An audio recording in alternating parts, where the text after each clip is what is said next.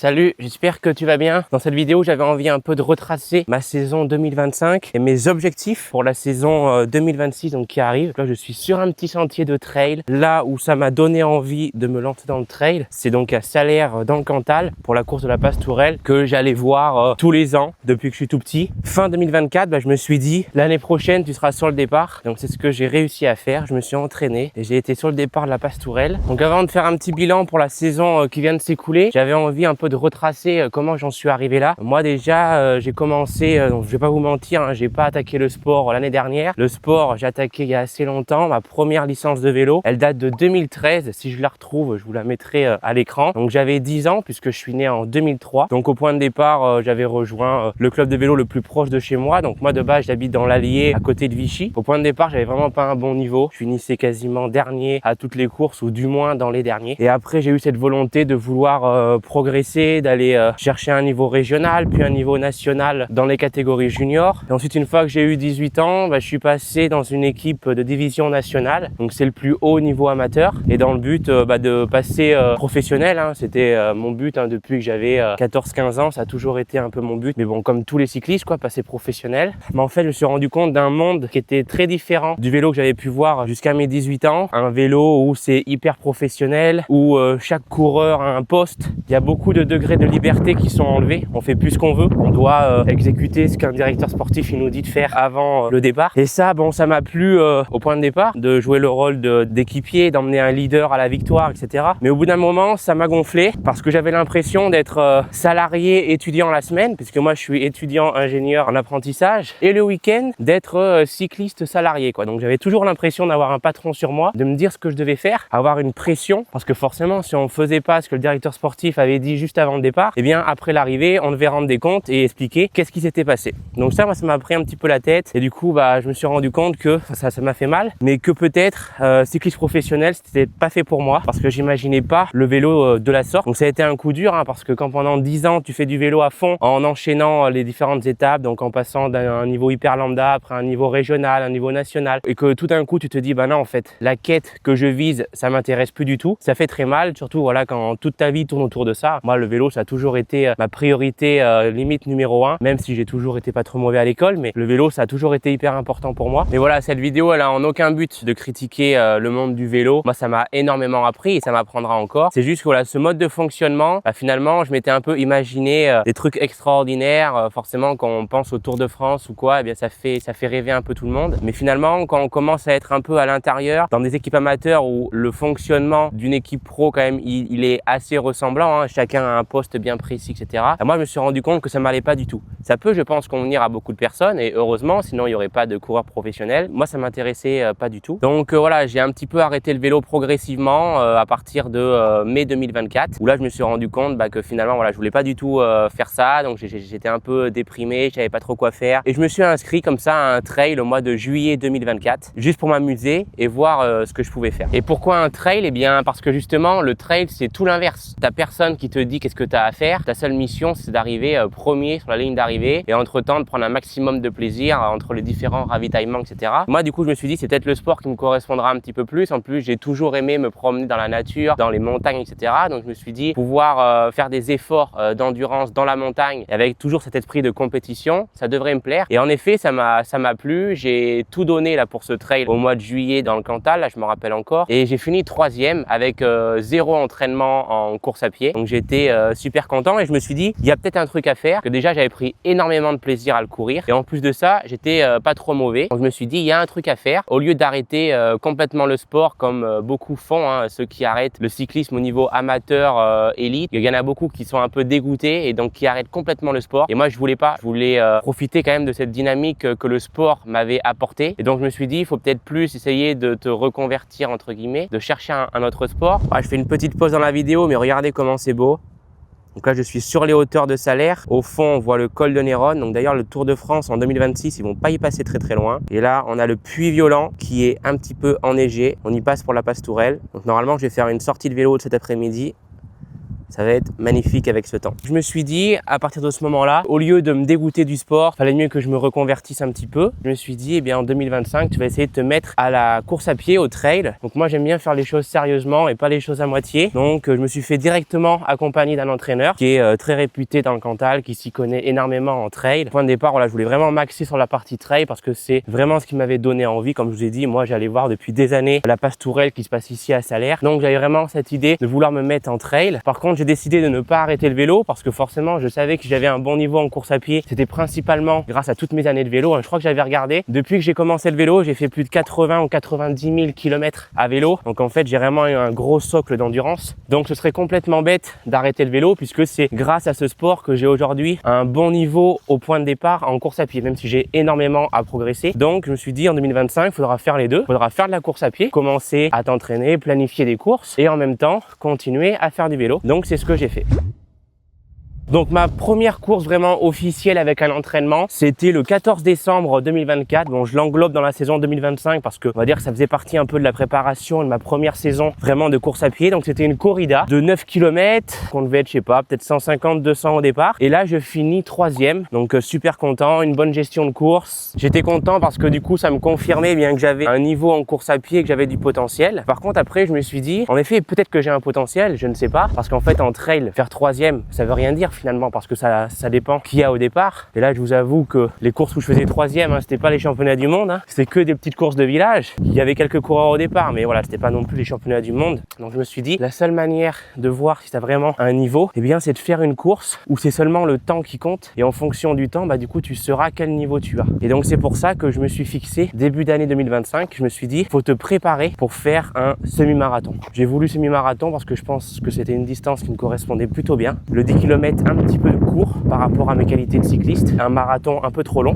Donc le semi, je pense que c'était le bon intermédiaire. Et donc je me suis préparé pour faire un semi-marathon. Donc j'avais 8 semaines de préparation parce que j'ai attaqué ça vers le 20 janvier. Entre temps dans la préparation, on avait calé 2 trails. Donc un trail de 27 km qui tombait le 27 ou le 28 janvier. Pareil, je fais une bonne perf. Sur 150 ou 200, je finis 4e. Une belle perf là par contre, il y avait pas mal de monde. C'était vraiment une belle performance. Ça avait été un peu long quand même, 27 km. J'avais été un peu ambitieux de m'inscrire sur le format aussi long. Et ensuite, j'avais enchaîné avec un trail autour du 15 février 2025. Et là, il y avait beaucoup plus de qualité, on va dire, au départ. En termes de coureurs, on était pareil, on devait être 200. Mais il y avait bien, je dirais, 20 coureurs confirmés quoi, au départ. Et là, je finis 6e. Donc pareil, une belle performance avec un gros défaut par contre dans les descentes où je perdais énormément de temps. J'en perds encore d'ailleurs, mais je perdais énormément de temps dans les descentes. Et par contre, je rattrapais tout en montée. Là, apparemment, c'est tous les cyclistes qui ont cet avantage-là. C'est qu'on a énormément de force en montée. Eh bien, on peut aller assez vite. Donc moi, en effet, c'est ce qui se passait. En bas des montées, j'étais, je sais pas, 15-20e. En haut, je me retrouvais 5e, quoi. Le 22 mars, par là, le semi-marathon. Donc, avec les différents temps que j'avais fait et les différentes performances sur les trails, mon entraîneur, il avait jugé que je pourrais faire le semi en à peu près une allure de 3,40. Donc, 3,40, je crois que ça fait courir à 16 km/h,5 à vérifier. C'est 3 minutes 40 pour faire 1 km. Donc, ça, c'était mon allure cible. Donc, on avait mis toute une préparation pour faire cet objectif-là. Donc, moi, je m'entraînais pas spécialement beaucoup. Je faisais que 3 séances par semaine et ça faisait entre 20 et 30 km. Allez, des grosses semaines, ça pouvait aller jusqu'à 40 km, mais c'était maximum 3 séances par semaine parce que le risque, c'était de se blesser. Comme c'était ma première année de course à pied, on voulait vraiment commencer doucement. Et même en faisant que 3 séances par semaine, j'ai réussi à me blesser puisque j'ai eu pendant un petit temps la périostite. Mais bon, la périostite, c'est pas une douleur qui t'empêche de courir. Ça fait mal quand le muscle il est froid, mais après un quart d'heure, 20 minutes d'échauffement, c'est une douleur qui passe. Donc j'avais continué ma préparation même avec la périostite. Et donc on arrive pour le semi et je le fais en 1h18 et 28 secondes. En le faisant à 3,40, j'aurais dû le courir en 1h17 et 30 secondes. Donc j'ai perdu quasiment 1 minute. Ça vient principalement d'un manque de confiance de ma part, que je suis parti assez tranquille. En regardant mes allures, j'étais parti plus sur une allure à 3,45 qu'une allure à 3,40. Et du coup, c'est des secondes que j'ai pas pu rattraper à la fin, même en courant les 3 derniers kilomètres de mon semi à 3,29 d'allure. Je me rappelle encore, j'avais bien accéléré. Mais voilà, quand même une belle performance. J'avais fait moins d'1h20, c'était l'objectif. Pour un premier semi, c'était bien. Ça confirmait enfin que en effet, j'avais un niveau régional. Donc un bon niveau de base. Parce que là, voilà, c'est vraiment les tout début en course à pied, hein, je faisais que 3 séances par semaine, ça compte même pas quoi. Enfin c'est 20-30 bornes, c'est vraiment que dalle. Donc ça confirmait que j'avais quand même un bon niveau de base et qu'il y avait des possibles améliorations. Et après on a continué sur une préparation pour faire des trails et pour faire notamment la Pastourelle qui se passe ici à Salers. Donc ça c'était vraiment l'objectif de la saison et qui se passait le 10 mai. C'est un trail qui fait 30 km, on a 1500 mètres de dénivelé, il y a 2500 participants et il y a vraiment de la qualité en termes de coureurs. C'est-à-dire pour rentrer dans le top 30, c'est pas si simple que ça. C'est vraiment un beau trail. Je fais une petite pause dans la vidéo pour vous montrer où je passe. Là je suis sur le passage de la Pastourelle, donc on passe là, hein. C'est entre les champs. Regardez-moi ça. Voilà, moi c'est vraiment ici mon endroit où je suis tranquille. D'ailleurs je devrais pas trop le montrer en vidéo parce que après s'il y a trop de gens qui viennent, je serai plus tranquille. Moi, quand je viens des week-ends ou des fois des semaines en vacances, je me promène ici tranquille tout seul. Du coup, avant la Pastourelle, on a placé un petit trail qui était au mois d'avril autour de chez moi, là, le trail des Côtes-Matra, où là, je me suis fait vraiment mal. J'ai voulu suivre, en fait, ma stratégie, c'était je vais suivre les premiers parce que j'en ai marre de faire des départs tranquilles. Donc, je suis les premiers.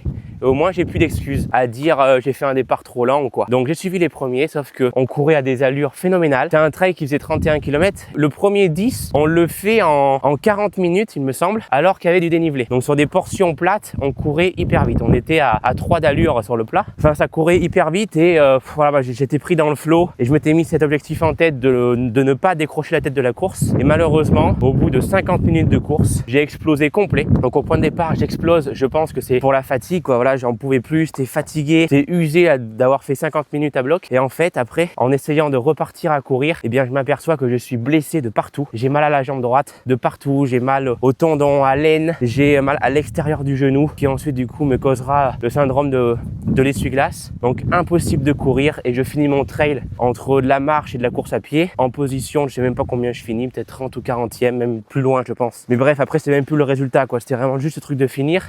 Et encore, grosse erreur de ma part, hein, j'aurais jamais dû finir. Parce que quand ça m'est arrivé, il me restait encore un peu plus de 15 bornes à faire. J'aurais dû abandonner et ça m'aurait évité les complications que j'ai eues derrière. Et les complications que j'ai eues derrière, eh bien, c'est quoi? C'est qu'au bout d'une semaine, j'arrivais toujours pas à courir. Au bout de 15 jours, non plus, j'avais mal. Et donc après, au bout de 3 semaines, je me suis dit, allez, on va peut-être essayer de recourir un petit peu, même si j'ai encore mal. On va essayer de forcer. J'ai essayé de faire une séance d'intensité. Impossible. Dès que je partais à plus de 12-13 km/h, j'avais mal. Et donc, je me suis retrouvé à faire une prépa pour la Pastourelle à base de footing. Je pouvais faire que des footings de maximum une demi-heure, sinon j'avais mal. Autant dire aucune préparation, hein. Je faisais 1-2 footings par semaine, donc je faisais 1 heure de course à pied par semaine, donc c'était nickel hein, pour la Pastourelle, super. Et donc j'arrive à la Pastourelle avec une douleur au genou. J'avais pas envie de me désinscrire parce que déjà j'avais failli de m'inscrire, enfin bref, ma place m'avait coûté un peu cher en temps parce que j'étais passé sur la liste d'attente et tout. Donc c'est pas grave, je me suis inscrit quand même. Et finalement j'ai vraiment eu de la chance sur la Pastourelle parce que c'est le seul jour où je n'ai eu aucune douleur. J'ai pas eu mal pour la Pastourelle. Bon, par contre, j'ai pris aucun risque, hein, c'est-à-dire que dans les descentes, je courais vraiment à 2 à l'heure. Dès que c'était un peu technique, je me mettais à marcher. Donc, je perdais énormément de temps. Par contre, dans les montées, je donnais tout. Et donc, je finis la Pastourelle, il me semble, faudra vérifier, mais je crois que je finis en 31e position. Et en temps, ça a donné du 2h45. Donc, c'est pas si mal pour quelqu'un qui est blessé, même si j'aurais aimé, enfin, à terme, j'aimerais bien refaire cette épreuve. D'ailleurs, l'année prochaine, je me suis réinscrit et essayer d'aller viser les 2h30. Ça, ce serait vraiment stylé, faire 2h30 sur la Pastourelle. À la suite de la Pastourelle, j'ai un peu mis fin à la course à pied parce que le lendemain de la Pastourelle, en fait, ma douleur est réapparue. Et là, je me suis dit, on va arrêter de se fixer des objectifs pour la partie course à pied. Je vais un peu stopper ça. Je vais bien me reposer, quoi. Enfin, je vais arrêter de courir pour vraiment que ma douleur, elle se répare à 100%. Et hop, je suis repassé du coup plus sur une partie vélo où j'en ai profité pour refaire des compétitions de vélo au niveau régional avec mon club là. Donc, c'est principalement des courses en circuit et tout. Et je me suis bien fait plaisir en retrouvant au fur et à mesure un entraînement. J'ai réussi à faire des bonnes places, à faire des top 10, des top 5. Je suis passé assez proche de faire un podium. Donc voilà, j'ai pris pas mal de plaisir. Et après, ça a été un peu la fin de la saison puisque moi, fin juin, je partais pour un stage à l'étranger de 3 mois là pour mon école d'ingé en Irlande. Donc j'avais pas prévu de faire de course là-bas. Et bien, je me suis dit, mon prochain dossard, il sera pour lorsque je rentrerai en France au mois de septembre 2025. Donc là, une fois en Irlande, je me dis, qu'est-ce que je peux faire? Quelle course je peux préparer pour la rentrée? Sachant que je savais que des courses comme la Saint-Élion ou quoi, c'était déjà booké, quoi, des courses de trail. Donc je me suis dit, ce qui serait intéressant peut-être, parce que ce que j'avais remarqué, c'est que je courais pas trop vite, quoi, sur les départs. J'étais un peu prudent, il me manquait un peu de vitesse. Je me suis dit, ça pourrait être intéressant de se mettre à préparer un 10 km. Donc c'est ce que j'ai fait. Du coup, je me suis mis à préparer un 10 km. En plus, j'avais du temps parce que j'avais prévu de faire cette course fin septembre, début octobre. Et donc pendant 12 semaines, j'ai préparé un 10 km. D'ailleurs, toute la préparation, elle est dispo sur YouTube. J'ai vraiment documenté tous mes entraînements, comment ça se passait les séances. Enfin, on est vraiment allé dans le détail de la séance. Donc les vidéos, je pense, sont assez intéressantes si vous voulez préparer un 10 km. Donc je me suis fixé un objectif assez ambitieux. Je me suis dit que j'allais le faire en moins de 35 minutes. Donc c'était assez ambitieux. Ça fait courir en 3,25 d'allure. Donc après en km/h, par contre, je sais pas trop qu'est-ce que ça donne. Mais en tout cas, en termes d'allure, ça commence à aller vite. Donc au point de départ, la prépa était pas facile parce que je repartais quasiment de zéro parce que j'avais fait, en fait, depuis la Pastourelle, j'avais pas couru. Donc j'ai rattaqué la course à pied début juillet 2025, donc quasiment 2 mois sans course à pied. Donc je suis reparti quasiment de zéro. Et en 12 semaines, au fur et à mesure, je voyais mon niveau augmenter. Au point de départ, les séances à 3,40 étaient dures. Après, j'ai commencé à faire des séances seuil à 3,35, à 3,30 et enfin l'allure cible à 3,25. Donc les 4 dernières semaines de prépa, je les ai courues à 3,25. Elles sont mes séances un peu à allure spécifique. Donc j'ai énormément progressé en 12 semaines. Par contre, j'ai pas fait de vélo, je faisais vraiment que de la course à pied. Et donc voilà, je suis arrivé sur cet objectif-là et je l'ai réussi et je fais mon premier 10 km vraiment officiel où je me suis préparé pour en 34 minutes et 20 secondes. Donc objectif largement atteint parce que je voulais juste faire moins de 35 minutes. Donc super content. Et encore là, c'est un peu la même chose. J'ai fait un départ un peu prudent, je trouve. Bon, même si je pense que j'aurais pas pu non plus passer sur les 34 et encore, je sais pas trop. Mais bref, déjà, je fais 35 minutes, c'est déjà un bon temps. Donc voilà, après la saison de 2025, je pense qu'elle s'arrêtait là. Après, on part plus sur 2026. Mais du coup, si je fais un petit bilan, là où je suis un peu déçu, c'est que moi, un point de départ, quand même, ce que je voulais, c'était ne pas arrêter le vélo complètement. Et là, ce que j'ai fait, je me suis rendu compte, c'est que j'ai quand même pas mal arrêté le vélo et j'ai laissé beaucoup de place à la course à pied. Alors que moi, ce que je voulais quand même de base, c'était pouvoir faire 50% vélo, 50% course à pied. Alors que là, ça a plus été des phases où j'ai fait que de la course à pied et d'autres où j'ai fait que du vélo. Du coup, ça fait un peu la transition pour la saison 2026. Ce que j'aimerais, c'est vraiment revenir à un très bon niveau de vélo où je peux me faire plaisir à gagner des courses au niveau régional, à aller sur des cyclosportives et jouer les premiers rôles, être capable de faire ça. Donc pour ça, il faut quand même revenir à un niveau d'entraînement convenable, à minimum 8-10 heures par semaine, donc ce qui fait 280-300 bornes semaine pour le vélo. Et ensuite en course à pied, j'aimerais forcément augmenter mes temps de référence que j'ai eu cette année. Donc là sur le semi-marathon, ça va être un de mes premiers objectifs. Ça va être d'essayer de le faire en moins d'1h15. Donc ça va être là maintenant dans 3 mois. C'est le 22 mars à Vichy. Donc l'objectif ce serait de le courir en moins d'1h15. C'est ambitieux, mais ça peut être le faire. Et ensuite sur le 10 km, passer sous les 33 minutes, ce serait vraiment bien. Et après, je vais refaire la Pastourelle. Mais moi, ce que je veux vraiment pour 2026, c'est être capable de, un week-end, je fais une course de vélo, je suis capable de jouer les premiers rôles. Et le week-end qui suit, je fais une course de trail, de course à pied, sur route ou peu importe. Et je suis également capable de jouer les premiers rôles. Vraiment être quelqu'un de polyvalent. C'est vraiment ça, l'objectif de 2026, c'est d'être très polyvalent d'une course à l'autre et d'une discipline à l'autre. Pourquoi? Parce que dans un futur assez proche, ce sera pas encore pour cette année, ce sera plus pour 2027. J'aimerais progressivement me mettre sur des formats triathlon Ironman. Et donc le but forcément, quand on est triathlète, c'est d'être hyper polyvalent. Et donc moi du coup, je vais profiter de 2026 pour commencer justement à être polyvalent sur 2 sports. Et après, on rajoutera un 3e sport, tout en augmentant bien sûr mes niveaux de référence dans chacun des sports. Donc en vélo, le but déjà, c'est de réussir à rattraper le niveau que j'avais avant quand je courais en division nationale. Et en course à pied, c'est d'augmenter mes temps de référence sur semi 10 km et ensuite de faire des belles perfs aussi sur des courses de trail si je peux en choper 2-3 au cours de la saison. Donc pour ça, en 2026, j'ai choisi de me faire accompagner par un entraîneur qui va suivre du coup mes 2 sports. Donc il va vraiment gérer mon entraînement de vélo et mon entraînement de course à pied. Alors que cette année, en 2025, là, j'avais seulement un entraîneur pour la partie course à pied et pour le vélo, je me débrouillais un petit peu tout seul. Je faisais un peu avec mes connaissances de mes différentes années de vélo, mais du coup, ça me plaisait pas trop parce que j'aime bien avoir un entraînement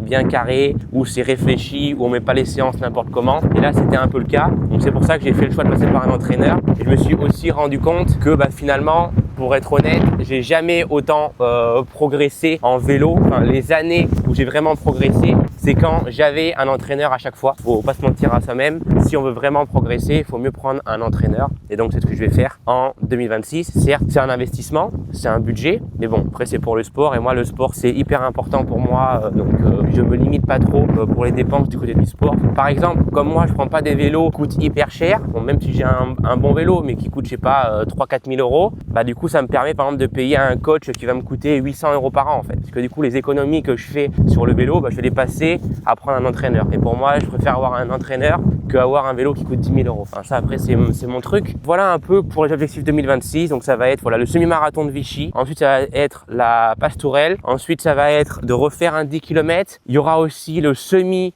du Ventoux, donc le semi du Ventoux qui est début juillet. Là, je pense que ça peut être un super format pour moi parce que le format semi me convient très bien et en plus de ça il y a la partie dénivelée parce que le semi du Ventoux, on part de Bédouin il me semble, si je dis pas de bêtises, et on monte jusqu'au sommet, donc c'est que du dénivelé positif. Donc je pense que c'est un effort qui peut me convenir parce que j'ai quand même de bonne qualité je trouve lorsqu'il y a du dénivelé, donc ça peut être vraiment des beaux trucs. Et puis entre temps il y aura des objectifs de vélo qui vont s'intercaler. Là par contre j'ai pas encore réfléchi sur quelle course j'irai, mais voilà, je ferai principalement des courses régionales et j'ai envie de faire aussi des cyclosportives. C'est vraiment un format qui est en train de se démocratiser au fur et à mesure, mais les cyclosportives c'est très sympa, hein. C'est vraiment des courses par étapes souvent qui peuvent aller, je sais pas, de 100 à 150 km et ça, moi, ça me donne envie de faire ce genre d'épreuve parce que c'est pas des courses en circuit, on fait pas l'hamster. C'est comme une étape du Tour de France quand on va d'un point A à un point B, même si des fois le point B c'est aussi le point A, mais c'est vraiment une course en ligne, c'est pas une course en circuit, c'est ça qui est intéressant. Puis voilà, il y a du monde, enfin c'est une autre ambiance que les courses basiques de vélo où on tourne en rond. Moi j'ai un peu envie de faire les deux, mais essayer peut-être de faire des performances sur des cyclosportifs. Donc voilà un petit peu les objectifs et le bilan pour la saison 2025. En tout cas, il y aura toujours des vidéos sur la chaîne, hein. Je vais essayer vraiment de documenter au fur et à mesure ma progression. Les objectifs sont posés, maintenant il n'y a plus qu'à travailler. Là j'ai hâte de m'entraîner sérieusement. Là je pense qu'on va facilement repartir sur des bases entre 12 heures et 15 heures d'entraînement, parce que si je veux performer en vélo, c'est que je vous ai dit, il faut faire à peu près 10 heures. La course à pied, il y aura peut-être 4-5 heures, donc ça va facilement tourner autour de 15 heures hebdomadaires. Donc ça va être vraiment une charge supplémentaire parce que l'année dernière j'étais loin de faire 15 heures, hein. Cette année là je faisais maximum 10 heures par semaine, ce qui est déjà très bien,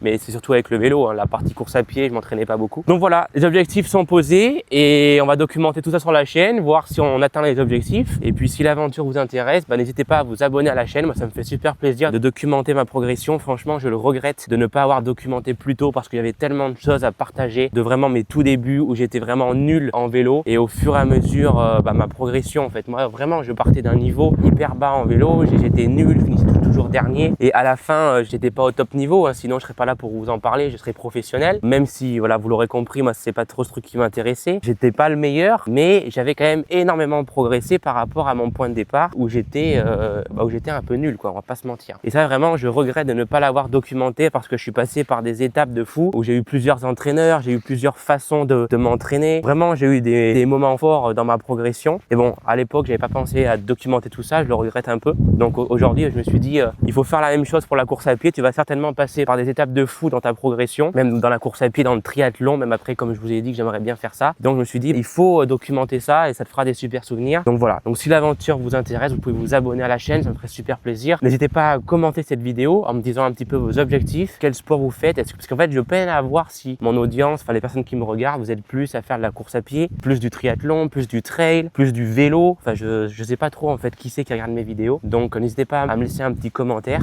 à laisser un like à la vidéo. Et puis sur ce, on se retrouve pour une prochaine vidéo. Normalement ce sera un petit vlog ride dans le Cantal. On va se faire une belle sortie. Au moins je vous montrerai un petit peu les routes et tout. Vous allez voir, c'est dans le Cantal, c'est incroyable. Il y a personne sur les routes et en ce moment il fait super beau, donc on va bien s'amuser. Bref, sur ce, je vous souhaite de bons entraînements pour progresser vers vos objectifs sportifs. Et on se retrouve pour une prochaine vidéo. C'était Dimitri. Ciao.